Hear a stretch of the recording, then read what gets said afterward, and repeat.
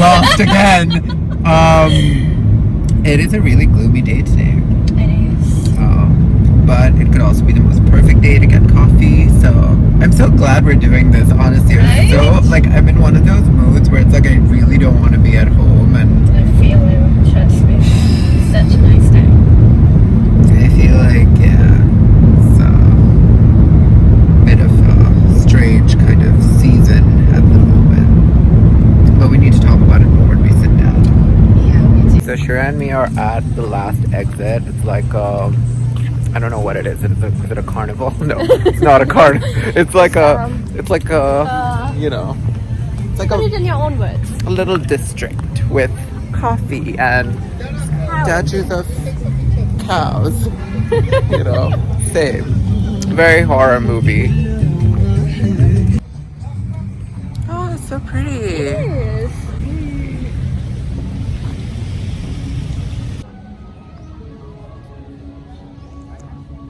It's actually so pretty.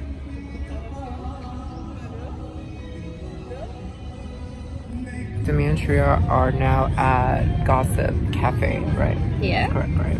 We're trying to figure out what to order. Oh, looks so good.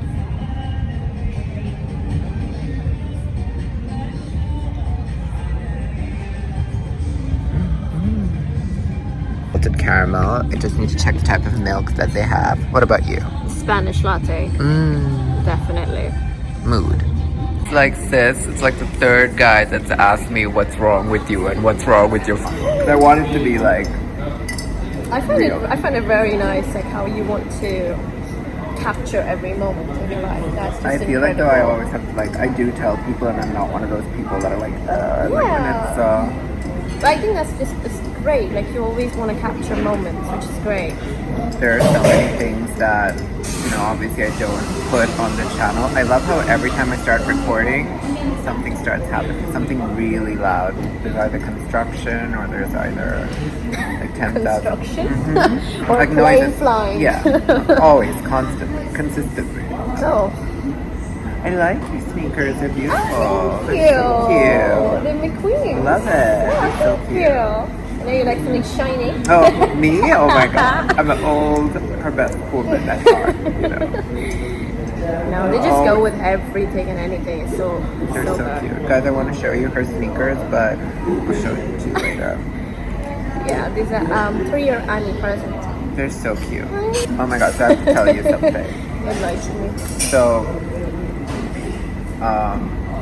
before, I don't know if I told you this actually, but before I stopped talking to, was it before? Well, kind of before, like I didn't really know, I don't even know, I feel like this happened so long ago. So basically before I stopped talking to he had given me some of his books. Yeah, I don't know if I told you that, like, yeah.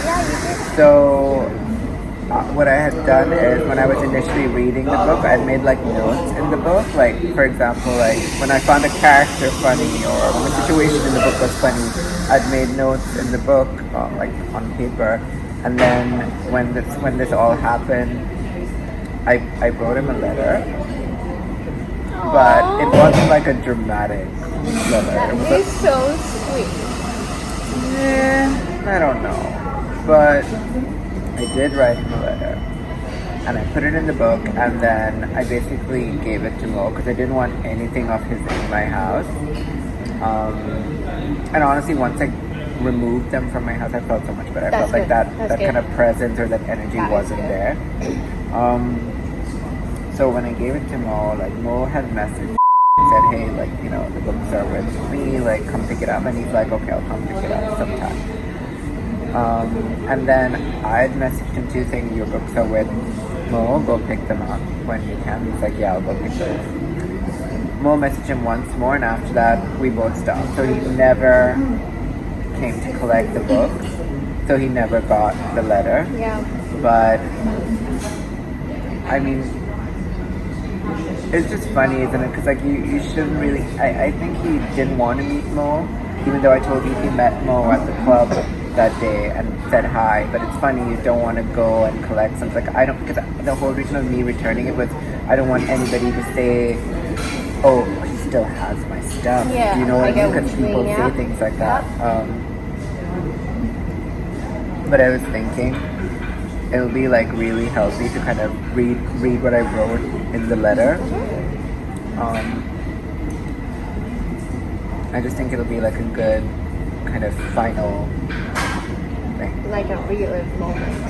So just one last time to know how I was actually feeling and now how I'm actually feeling. I feel like the letter itself was just very simple. It wasn't, it wasn't like a giant confession of anything. It was like, I don't know, it's like so long ago now that I don't even remember really what I wrote, but I do need to read it. Maybe when the weather clears. I can't read it now because right. it's gonna be, I mean, if you want to do, like, if you ever want to do something, and if you think, like, will it be healthy for me if I relive it, or whatsoever thoughts that come to your head, if you want to do it, just do it.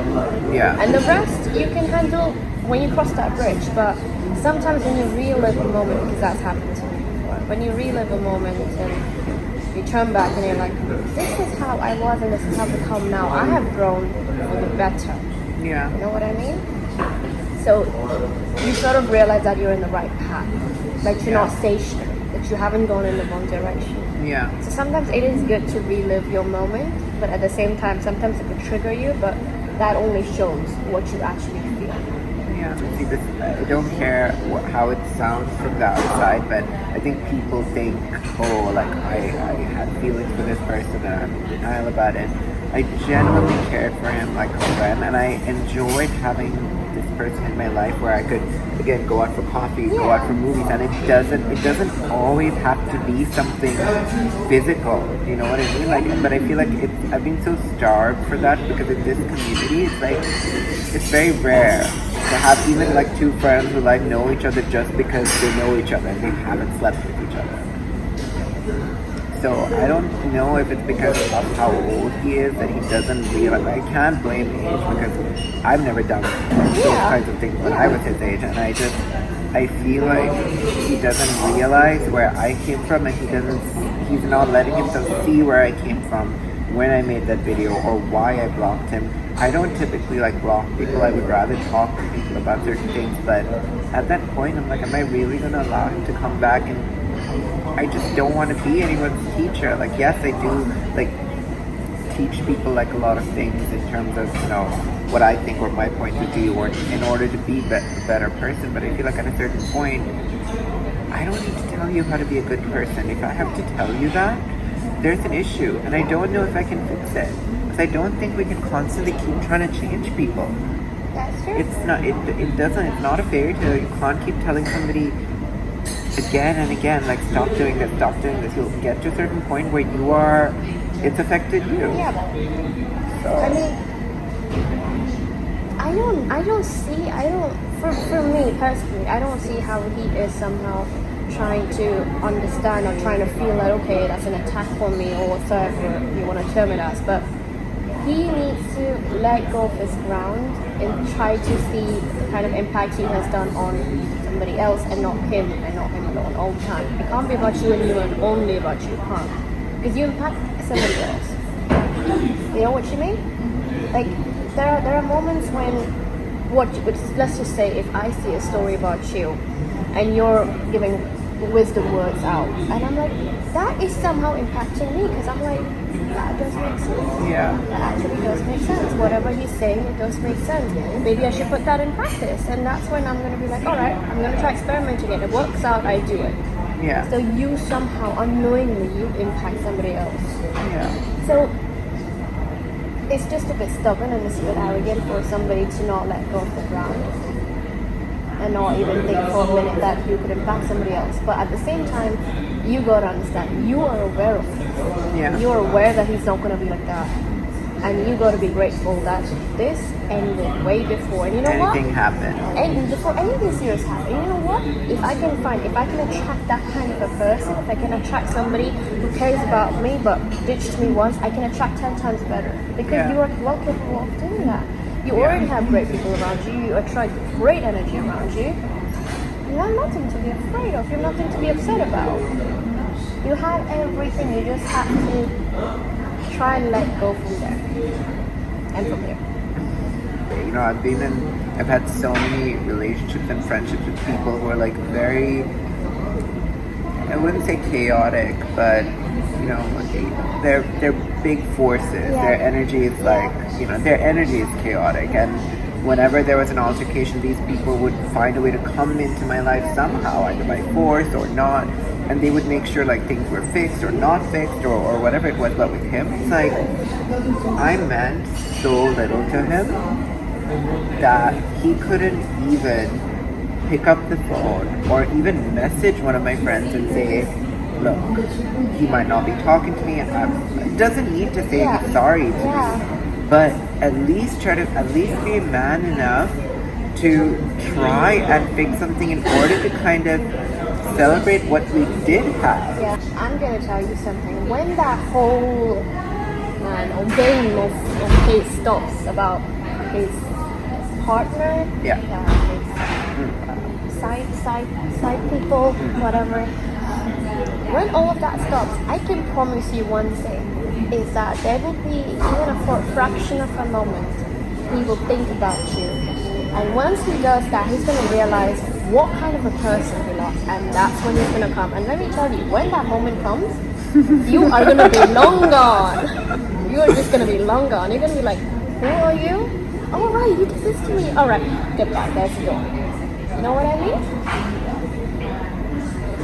But right now, you gotta keep in mind, he's not doing any of that because he already he's occupied. Yeah. He doesn't have to think about it. If he was on his own, he would think about it, but he's not. That's one of the reasons he's not coming back, one of the reasons he's not fixing it, one of the reasons he's not bothered about it. Because he's just not even thinking, because he's so preoccupied.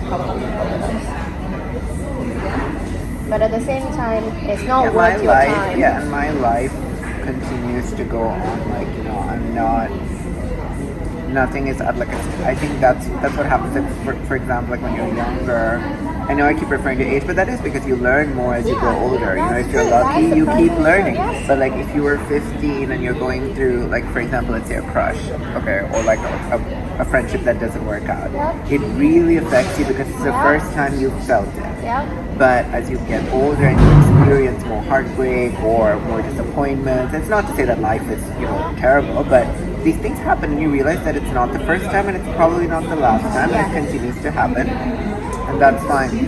For me, I think what felt even stupider was, like, at this point in my life to have made everybody makes mistakes. I know that. But I felt, because I'm so, like, controlled with who I let into my life, the fact that I let this person into it, and he came in here and kind of just messed things up, and now he's just, like, out there doing his own thing, it's just so messed up. And even the fact that he thought he could talk to more, even the fact that he thought that he could go up to my friends and say hello, like, I think my friends have done a great job of, like, representing how I feel in terms of not being mean to him or not being snarky or not creating something.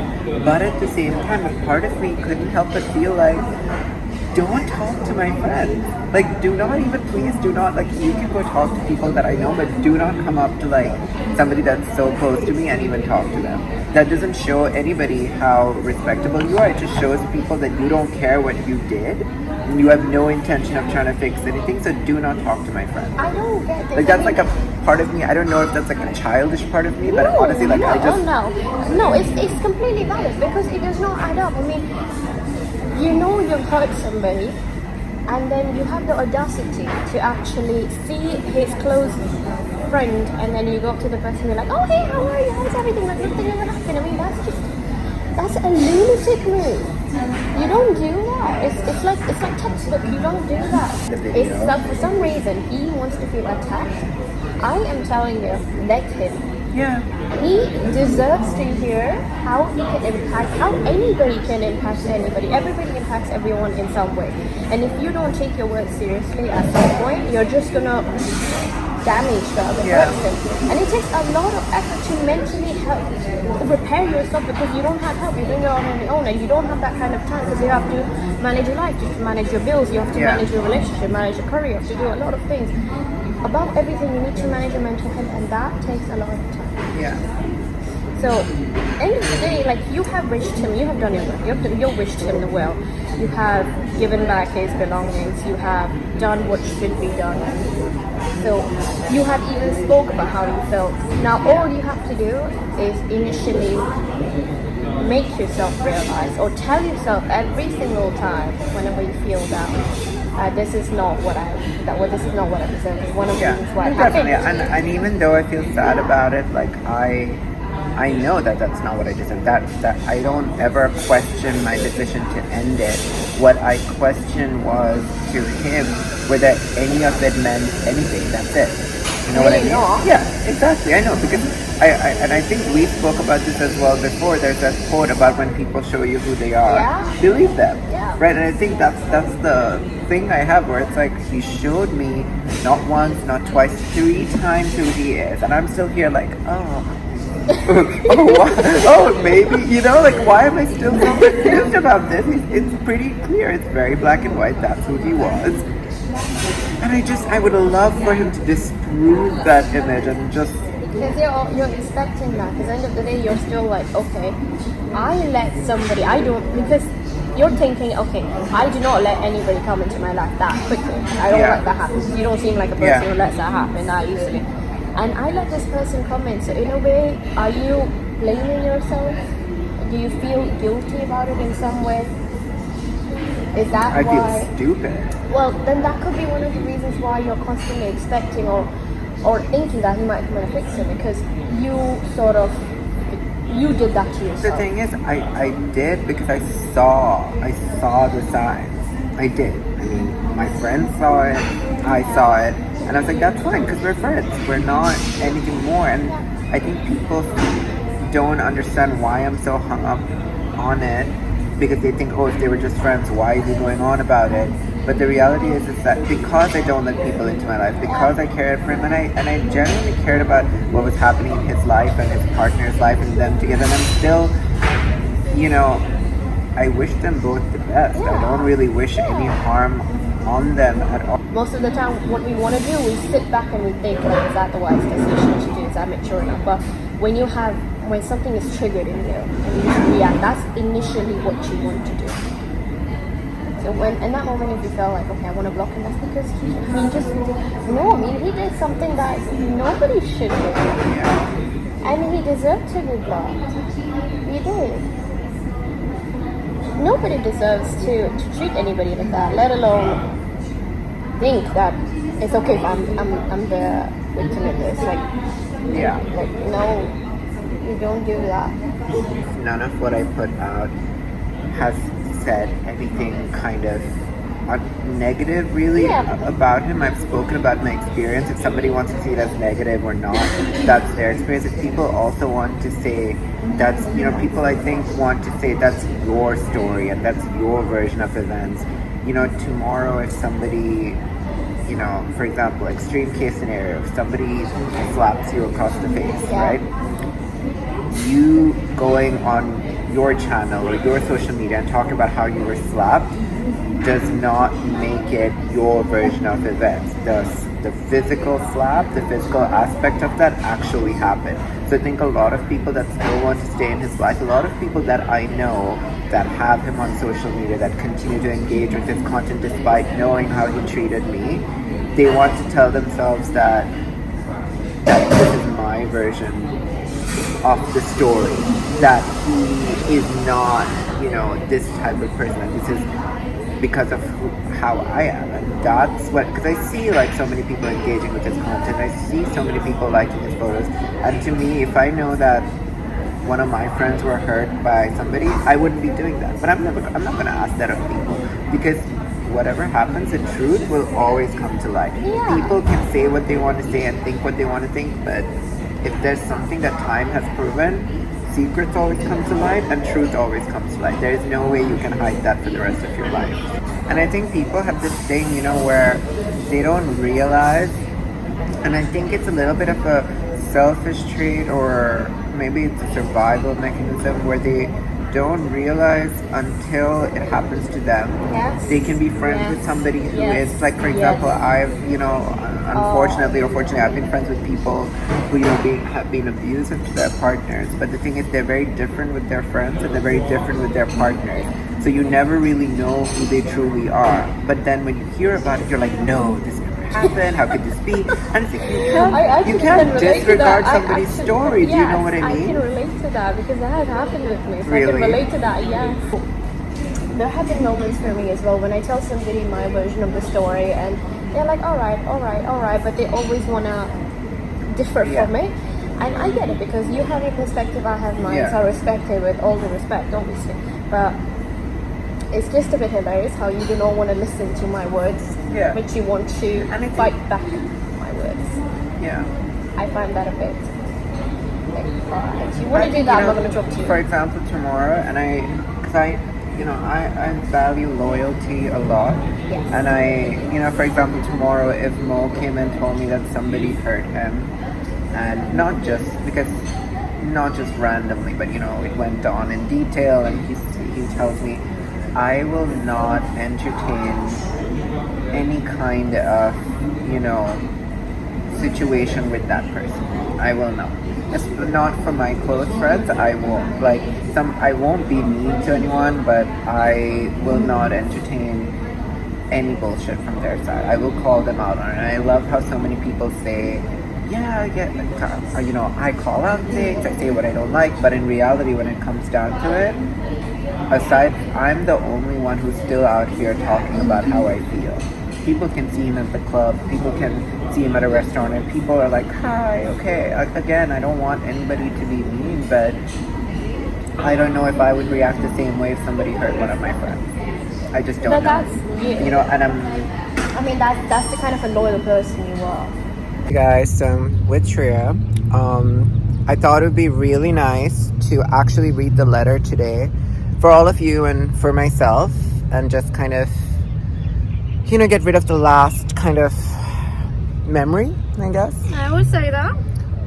While still kind of respecting the friendship that we had. But I thought it would be even better to read it on this promise bridge, because it's more of a promise to myself to value my words, and more of a lesson to everybody else who's watching to value themselves, right? Self-worth is what it's all about. Also, we saw a lock here earlier that said, I love myself. No, that was another bridge. Oh yeah, that was the second bridge over there. But it's important to love yourself, not on a narcissistic level, but know your worth. Put yourself first. Exactly. Definitely. Am I ready? Are you? I don't know. I don't have it with me.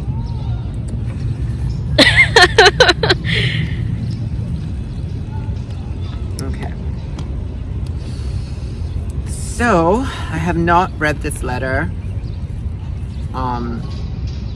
since, I don't even know, actually, since the last time I spoke to him. And I thought it would be better. Oh well. We love the construction noise. We do? Also, the massive family of people coming in now. Oh. And me reading this letter is epic. Me just falling on this bridge. Hey, we gotta do what we gotta do. Okay, so again, to reiterate, this letter was actually in the book that was meant to go to him, but he never picked it up. So he never got the letter. And, it is what it is. Yeah. But I'm gonna read this out now after the massive congregation of people that are walking behind Shreya walk away, perhaps. Not yet. So, do you want to speak about how you're feeling at the moment? I'm feeling good. I feel like our conversation today helped a lot. I'm happy.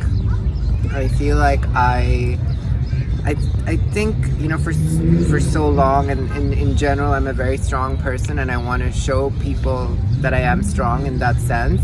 And I hate lingering around talking about my feelings. And as I told you as well, I'm very vocal about how I feel on the blog, but as a person in general, I don't talk too often about how I feel or how I'm dealing with situations, because I don't think everything is everybody else's business. But I do think that reading this letter helps people who watch my channel to kind of realize that it's okay sometimes to feel a little bit down on yourself or a little bit insecure, or realize that, you know, you were hurt in a certain situation. And it's okay. We're all human. I feel like when you acknowledge your feelings, you become a stronger person. You become a stronger version of yourself. I honestly was waiting for the right time to read this, but I don't really think there's a right time. No. Is there? You gotta do it now. There's never a right time. Okay. All right. So. You ready? First portion, when I unfold this, I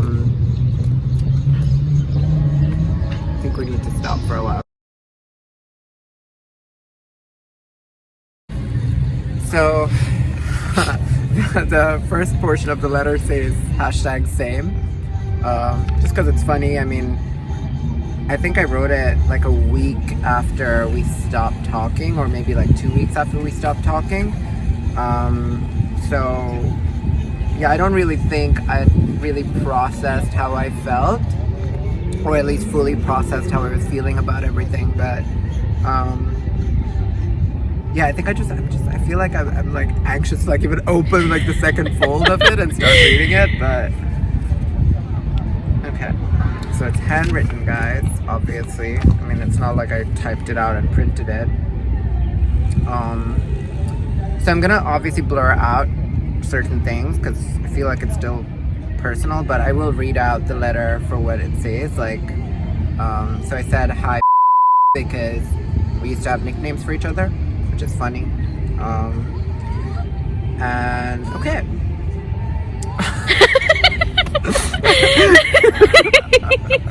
I can't, no. I'm not gonna read it right now. So how are ya? Good. Yeah? Yeah. I like your hoodie. Thanks.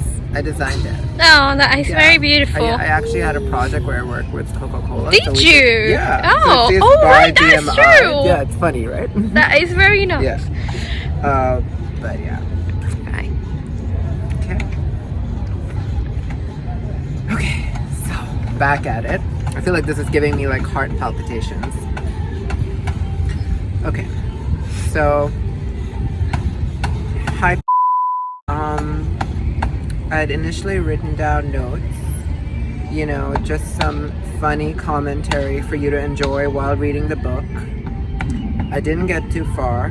Her stories are best read with many interludes, so as not to be too far grounded in the past or less than cheerful memories. At least that is my opinion. I don't expect you to understand why I have removed myself from this friendship, but maybe in time you will see it as something I had to do. My expectations from my friends are high, and loyalty in that regard is of the utmost importance, but look at me rambling about unimportant matters. Thank you for the good memories, the outings, the conversations. And thank you for listening when I had something to say. Even though we won't be in each other's lives, I want you to know I will only ever want you to be happy. Sometimes even two good people can't really be friends. It just doesn't work. I wish you so much goodness. Love, Dmitri. And that's it. And honestly, I wish I could just chuck it into the river, but I don't think I want to pollute anything right now. And also, you know, I know a lot of you guys who are watching don't know this, and only a few, like maybe 2 people in my life know this, that I did reach out to him initially after I had stopped talking to him, and I said, I hope you know that all I've ever wanted is for you to be happy. And he responded with thanks and the same to you. You know, I didn't do what I did to create a dramatic situation, and I didn't do what I did in order to get attention. I did it because I value myself and I value my worth, and you can't forget somebody overnight.